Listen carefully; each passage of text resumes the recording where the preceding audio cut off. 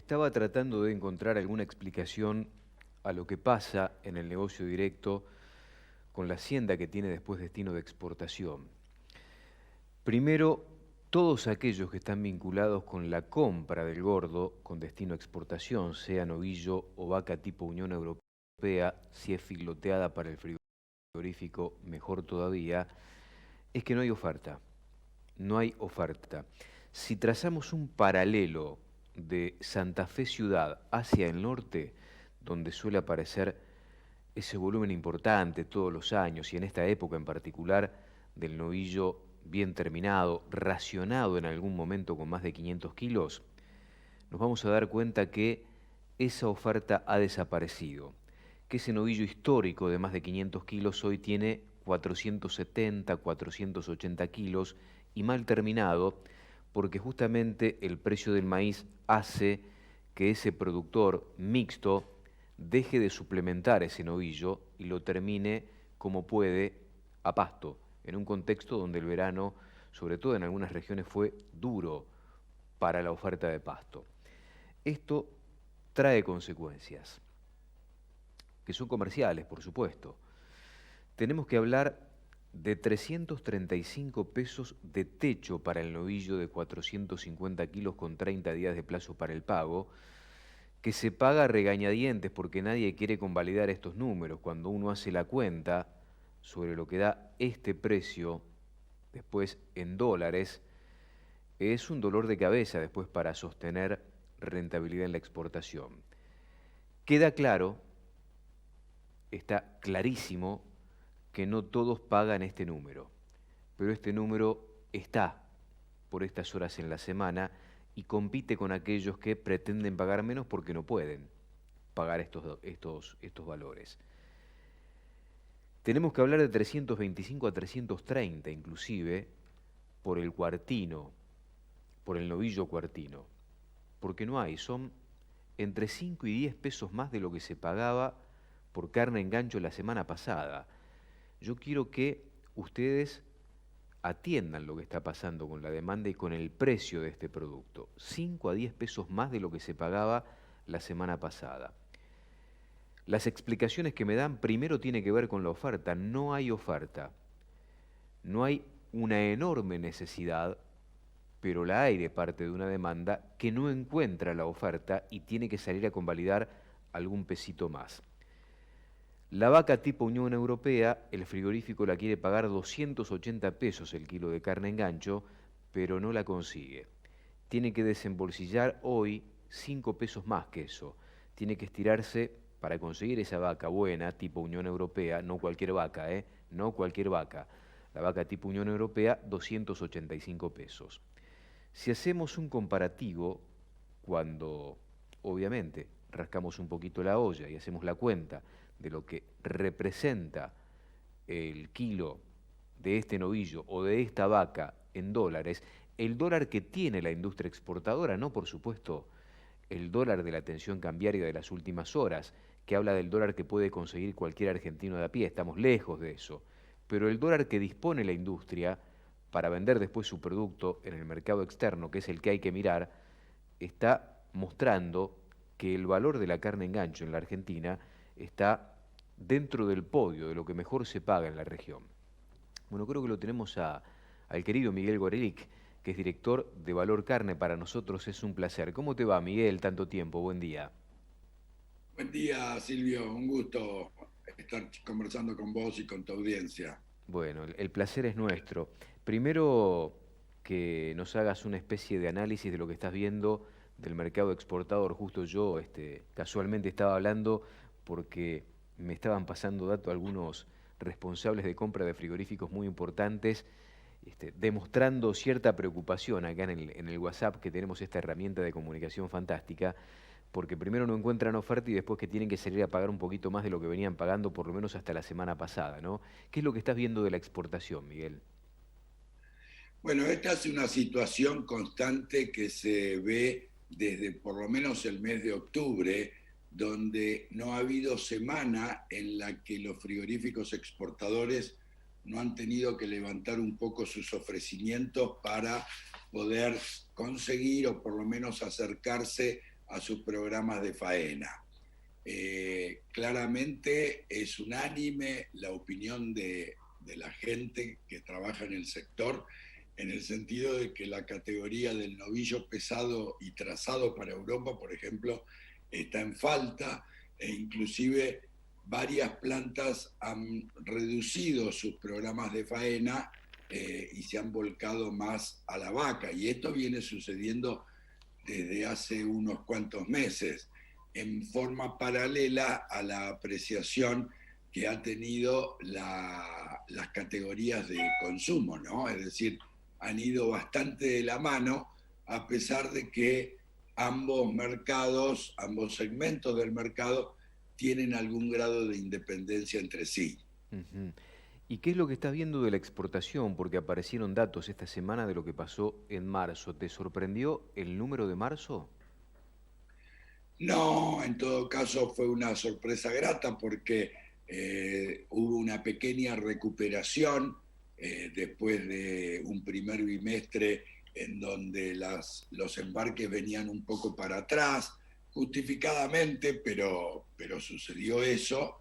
Y ahora en marzo estamos casi en 75.000 toneladas equivalente con hueso, eh, lo que hace que se haya batido un récord en 12 meses seguidos.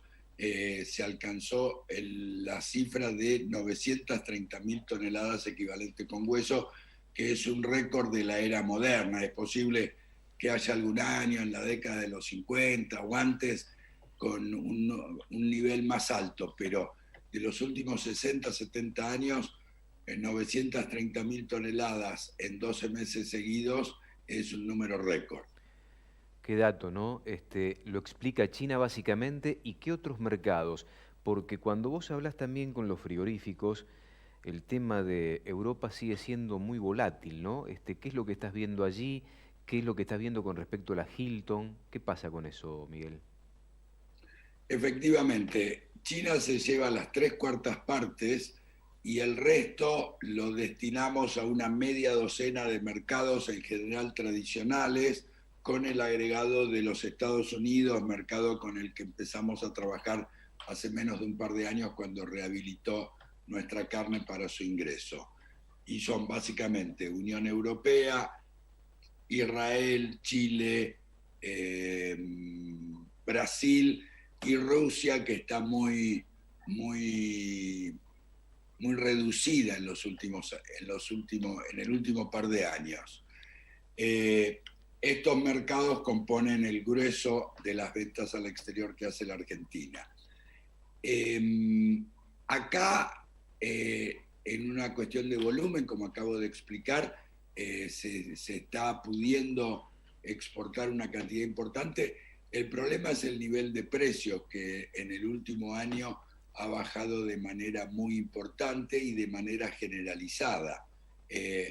Da la coincidencia, digamos, que en marzo hubo una fuerte recuperación en el precio de la venta del enfriado a Europa, que permitió que el total de la carne argentina aumentara su precio y se recuperara por tercer mes consecutivo. Pero estamos en un nivel más bajo que el promedio si tomamos los últimos 3 o 4 años.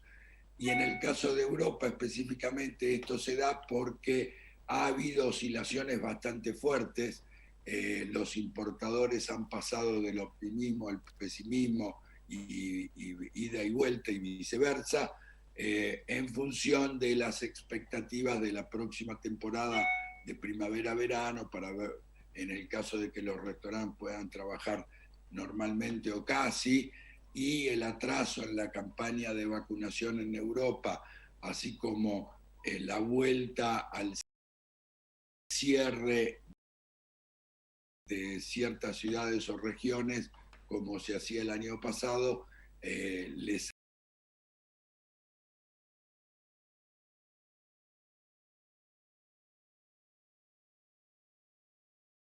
Último trimestre o cuatrimestre del 2019. Sí, aquellos precios han quedado como para hacer un cuadrito, digamos. Pero de todas maneras, los precios cayeron y en los últimos 3 o 4 meses empezaron a tratar de levantar un poquito la cabeza. Todavía nos falta para volver, no digo a aquel nivel, pero a un nivel promedio, aunque sea. Y hay una otra característica que se está viendo en China, y es que hay un aumento bastante importante en volumen y en la participación de la carne con hueso. Es decir, si miramos los números de hoy, hay un aumento bastante importante con respecto a lo que sucedió en marzo del año pasado, pero este aumento casi no se registra con carne sin hueso, que es el principal rubro de la exportación argentina hacia ese mercado, sino en la carne con hueso, que ahora puede estar representando un 25% del total de las ventas. Qué temita, ¿eh? Bueno, qué noticia esta, ¿eh? Con respecto... Sí, esto, digamos, desde un punto de vista estadístico, baja el precio promedio, porque claramente por tonelada la carne con hueso vale menos que la carne sin hueso, pero fuera de eso, me parece que no está planteando temas de enorme trascendencia. Ujú. El año pasado nos sorprendió la celeridad de la industria para colocar las 20.000 toneladas en los Estados Unidos. Fue una gratísima sorpresa, sin dudas, y a partir de esa celeridad empezaron a decir los exportadores, bueno, vamos a tratar de ir a Estados Unidos más tranquilos, más despacios, pero tratando de colocar mayor volumen de calidad. ¿Qué estás viendo de este mercado? ¿Se pudo concretar en realidad aquella proyección que hacían las industrias en este 2021, Miguel? Sí, yo creo que todas las empresas tienen ese objetivo. No es fácil alcanzarlo porque el mercado americano es un mercado, como casi todos, muy acostumbrado a las marcas y al prestigio asociado con cada país, y no es tan fácil meter una carne que es bastante nueva para el mercado, es decir, carne argentina. Se hacen operaciones de este tipo, se exportan carnes certificadas que también logran mejor precio, como por ejemplo con la carne kosher, pero masivamente apuntar a la carne de mayor precio, de excelencia, no es fácil de alcanzar. En este año lo que estamos viendo es que Estados Unidos lleva un promedio de compras del orden de las 1.000 toneladas por mes, que no está mal para una cuota anual de 20.000. Va a haber que levantar un poquito la puntería en los próximos meses, pero que digamos, no deberíamos ver nubarrones en este escenario. Ujú. Miguel, haces un muy buen informe en Valor Carne, en el portal, en la página, con respecto a lo que paga la industria frigorífica en cada país de la región, del Mercosur concretamente, que no sé si ya son competidores de la Argentina, pero bueno, por lo menos son de alguna manera espejos donde mirarnos respecto de cómo también está convalidando la industria por el producto aquí en el mercado local. ¿Qué estás viendo en la región desde el punto de vista de precio del kilo de carne?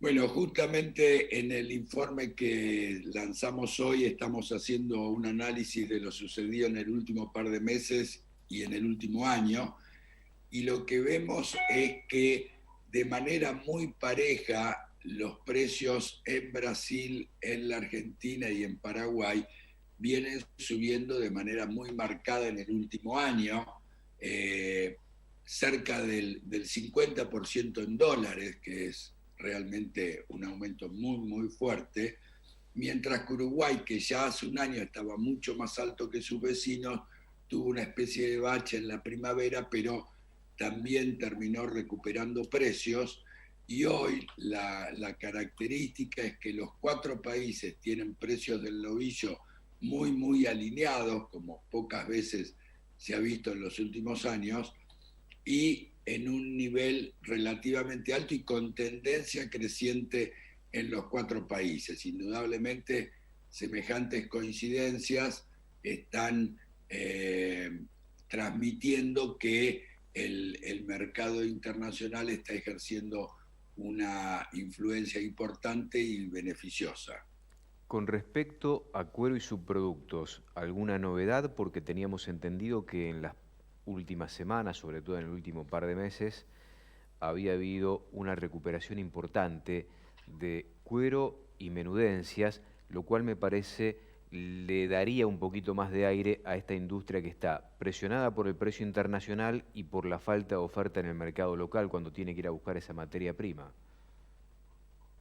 Efectivamente se dieron estos aumentos que vos mencionás, en el caso del cuero desde una base históricamente bajísima, bajísima, pero esto siempre es bueno porque es un mayor ingreso que mejora la capacidad de compra de los frigoríficos. En el caso de la menudencia y de los otros subproductos, especialmente hueso y cebo, también han tenido una tendencia al alza y esto en general mejora esta situación que te comentaba. Te hago la última y te agradezco como siempre para profundizar todos estos temas. Valor Carne es un portal de referencia, por lo menos en mi caso, ¿no? Sé Muchas que en el de gracias. mucha gente. ¿Te preocupa algo de lo que está pasando por esta tensión de precios que preocupa tanto al gobierno como debe ser lógico? Uno piensa 4,8% de inflación en marzo, una inflación que no se detiene, crisis económico-social con mucha pobreza.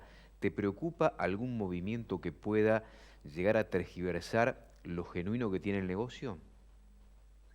Sí, por supuesto. Me preocupan dos o tres temas. Me preocupa que el precio de la hacienda y de la carne haya tenido una trayectoria tan alcista en el último año que no se compadece con la crisis histórica que tiene el país, lo que no quiere decir que haya que combatirla de cualquier manera, pero es un tema de preocupación. Otro es que, digamos, la decisión del gobierno, que cada día está más clarita, de anclar el tipo de cambio oficial como principalísima arma antiinflacionaria, está generando problemas y cada vez estos problemas van a ser más graves porque va a significar que la Argentina día tras día crecientemente va a ser un país más caro, más ineficiente para exportar no solo carne, sino cualquier tipo de productos.